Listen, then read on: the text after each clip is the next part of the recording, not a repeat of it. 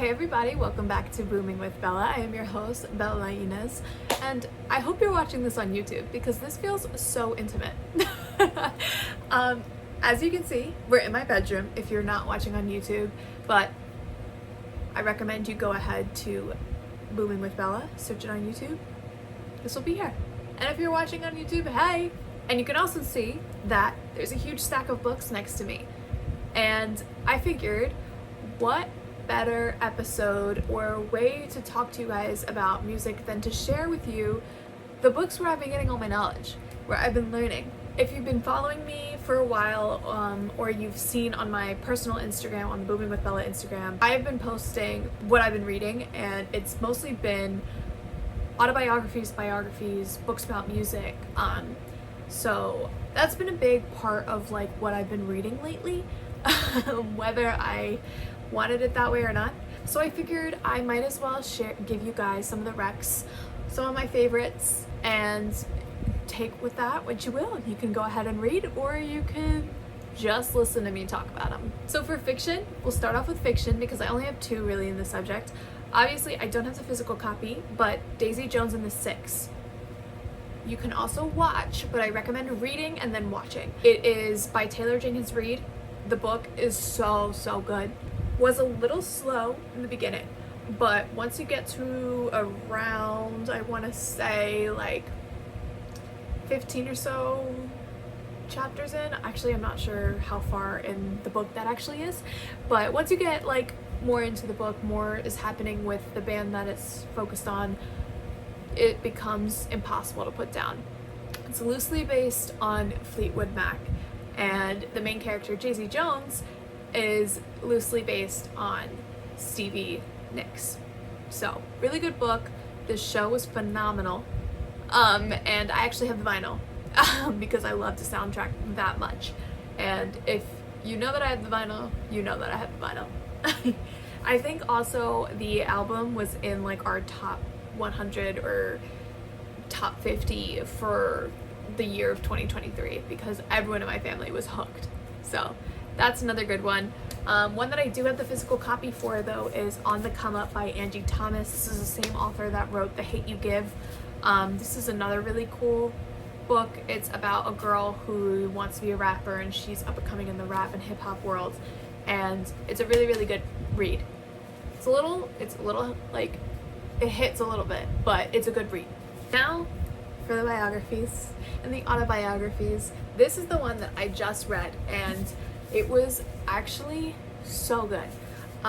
This is the authorized biography of Tupac Shakur by Stacey Robertson. She was a friend of his, worked closely with his mom and his aunt before his mom passed away, and this was just re-released, I believe, in the past couple years. It is so good. I learned so much more about him to the point where he might be my favorite rapper of all time now. And I just have so much more respect for him, and the tears I cried, you would thought that I was the one who knew him personally and was writing about his life, or was even alive during his lifetime. I don't know if it just is hitting harder because he was so young when he died, and I think he was only like 25 and I just turned 24, and I'm like, oh my god, he was a baby. He had so much life to live. Or just like at the end, she kind of talks about some of the plans that he had for himself, and just knowing that he wasn't able to fulfill all that sucks. But this is another really good read. Recommend it. The authorized biography of Tupac Shakur. It's a lot, but I couldn't put it down. Second, this isn't a biography, it's more of a nonfiction. It follows a couple, it's kind of a biography in that it follows a couple of different artists, but it's Rap Capital, an Atlanta story by Joe Coscarelli. I might have pronounced that incorrectly, but this is a good book, especially if you are a hip-hop rap fan, trap fan. Lil Baby is followed around in here, Offset, and then a couple other artists who did not necessarily make it into the mainstream, but that's kind of the point of the book. talks a lot about just how the rap industry and hip-hop industry moves and works and operates in Atlanta, and just kind of the culture that made it what it is. I really like this book. I think that the writer was completely unbiased and did a great job doing it. It was a little slow and hard to read at sometimes, but regardless, I enjoyed it, and I did learn a lot, and he did mention Guccimane. So, yay! Speaking of Guccimane, the autobiography of Guccimane by Guccimane with Neil Martinez Belkin. If you know me, you know I've read this book like 5 times. And to everyone who was in my sophomore year public speaking class, you don't even need to read this, because I stood up there and I told you, I read this entire thing to you just in a speech. So you already know what this is all about and everything about his life if you remember my speech. But I don't blame you if you tuned me out. Still a good book. This honestly, I don't remember how exactly this was. I think this was a gift. I don't know how much of a fan of his I was at the time that I received this gift, but I know that this catapulted me into like major fan of him. It's because of this book that I know a lot about Atlanta rap culture. I know a lot about the drugs that he was taking and the withdrawal from the drugs that he was taking. I learned a lot about how he made certain songs, specifically Lemonade. There's a whole thing in here about that. And just about how he was affected by all the drugs that he was taking, how he is not a clone, and how he really hit rock bottom and had to figure out how he wanted to change his life, and everything that he kind of learned those last few years in prison to make him who he is currently. I would love if he added to this, like, about being a father, about everything that's gone on with his label in recent years, kind of coming back into rap, but it's been like all of that. I would love if he added like a second part or something, because I feel like there's been so many more milestones in his career and in his personal life that would be a great addition to this book. But this is one of my favorites, and it's an easy read too. It's not too hard, not too long. There's some pictures. But this was definitely one of my favorite autobiographies that I've ever read. Going with that, we have the Guccimane Guide to Greatness. And it's funny because if you follow him on Instagram, you'll recognize a lot of these chapter names. But this one's very picture focused. You know, there's not actually, like, the chapters are very short, very digestible. I really like this one because he does add a little bit about marriage, and he talks a lot about how women have had such a positive impact on his life and helping him change into be a better guy, a better man, a better person. So another really good one. I've read this one like 2 or 3 times, I think. Definitely something I've been trying to get my brother to read because it's very motivational. But he's like, it's about Guccimane. Whatever. It's a good one. Very, very motivational, I will say that. Definitely, like, honestly, probably good for, like, entrepreneurs, finance bros, people in business, like, just like the mantras, refocus and go harder. Look up, look down, then look around. Everybody must be held accountable. Nobody cares, work harder. Like, this is such a guy book. So, I don't understand why they won't read it. But, this is a good one. Dito, my Selena. So this is the book that started a whole bunch of drama. This is the book, To Selena with Love by Chris Perez, that Selena's husband wrote after she died. And it talks all about their life, you know, their marriage, there's pictures, the years that they spent together, the relationship that was in secret, and just kind of like all of that, how he was affected by her losing her, a different perspective of what happened that night, his perspective. And it's a really, really beautiful read. He speaks so beautifully and so highly of her, and really captures her essence and makes their love story 1,000 times more tragic and devastating, and also like storybook. So I definitely recommend reading this one. This is the book that he also tried to get made into a show, but Himley sued him for it. I think they even sued him for this book, but he was like, I'm still putting this out. Don't quote me on any of that though, because I don't have the information in front of me.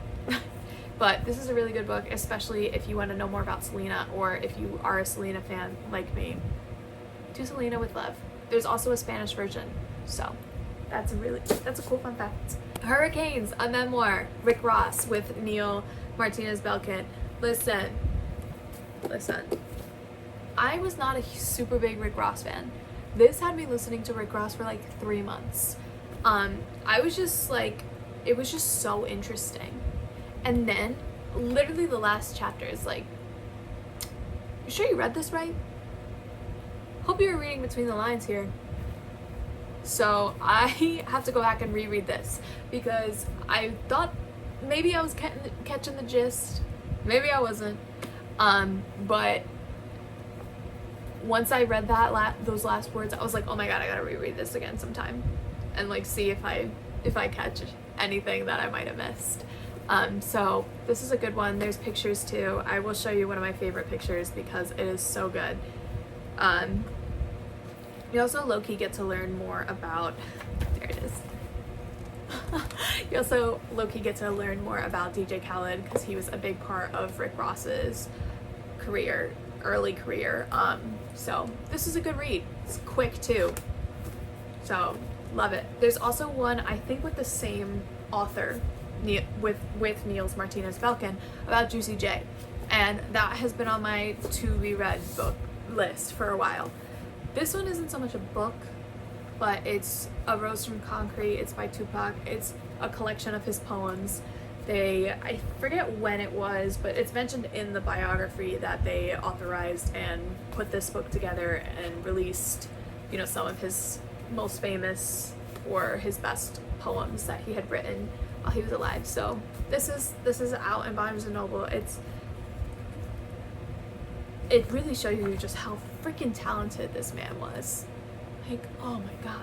So that's a good one. Now for coffee table books. But I will also, before I get into that, I will mention that there's 2 books also that I want to include in this list that I just don't have the physical copies for.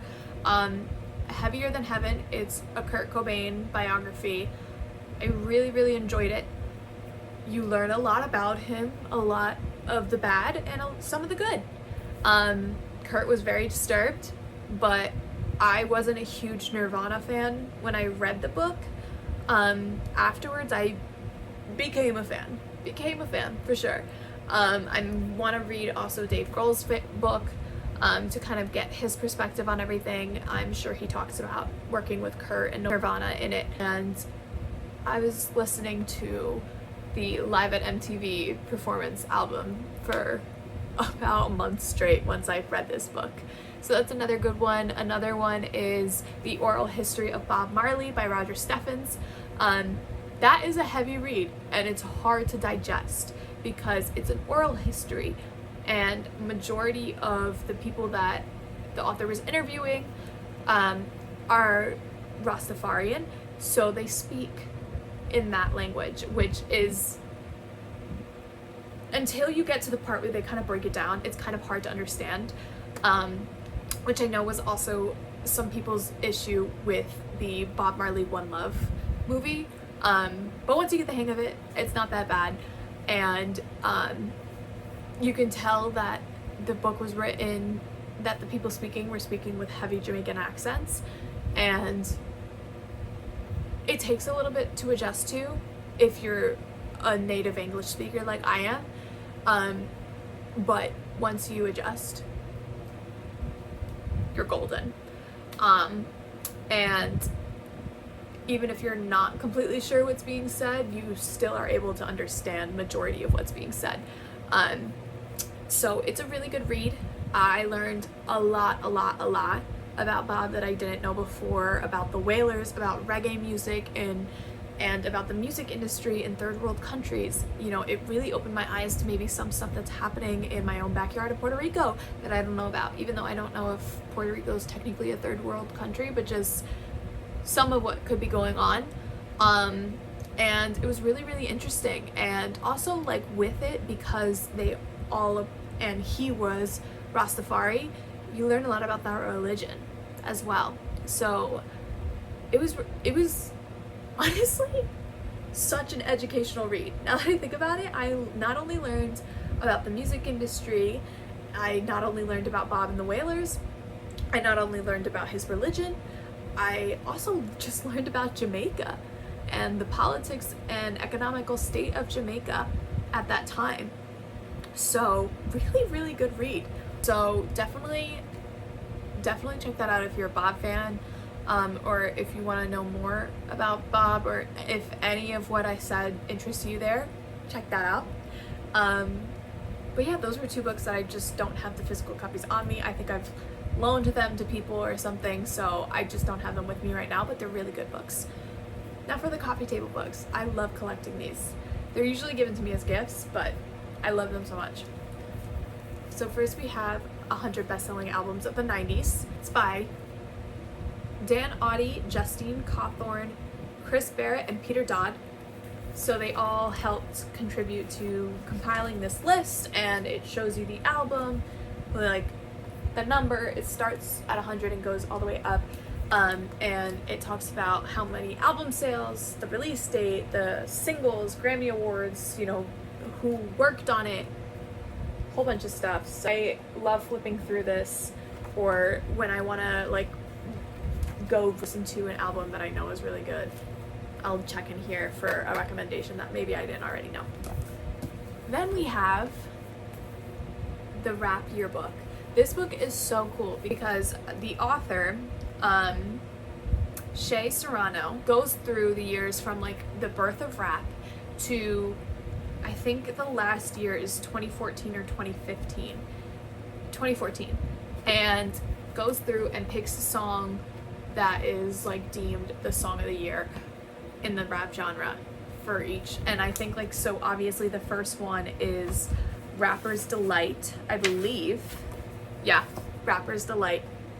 And so it's like the illustration's really cool. There's stuff about the song, why it's important, what the song is about, key lyrics, you know, fun little graphics like this, why this song was nominated for this year. Like the next one is The Breaks by Curtis Blow. And then we have Africa Bambaataa mentioned, and then I believe at like one point Guccimane was mentioned as an honorable mention. They do include honorable mentions for some years because they know, like, obviously there were a lot of really good rap songs that came out, or really important rap songs that came out. We have A Milli for 2008, and I believe this one also has, the last one is Lifestyle by Rich Gang, Young Thug, and Rich Homie Quad. So this is a really fun read, really educational, really cool to see what songs were mentioned, what songs maybe did not make the cut, but I love this. So, and Ice-T I think had a hand in it, whether he just wrote the foreword or if he helped like kind of figure out what song should be for which year. But this is a really fun read, really cool thing to flip through as well. And then finally, I just got this one for Christmas, so I haven't gotten to read it yet. LL Cool J presents The Street Swin, 50 Years of Hip Hop Greatness, also by Vicky Tobing and Alec Banks. So this book is huge and there's a lot to read. So I have not gone through it yet, but it talks about, I think, also low-key his signature, but it talks about the progression of hip-hop culture and its impact on America in the past 50 years, It goes through the genre with photographs from block parties, street shots, parties, sessions, recollections from hip-hop's historic b-boys, graffiti artists, DJs, and like there's some stories told by icons such as, I believe that's supposed to say DJ Kool Herc and Salt and Peppa, MC Light, Grandmaster Flash, Run DMC, De La Soul, Slick Rick, Public Enemy, Snoop Dogg, Dr. Dre, Nas, Q-Tip from A Tribe Called Quest, Big Daddy Kane, Fat Joe, DJ Khaled, and more. So it's really cool. Run DMC.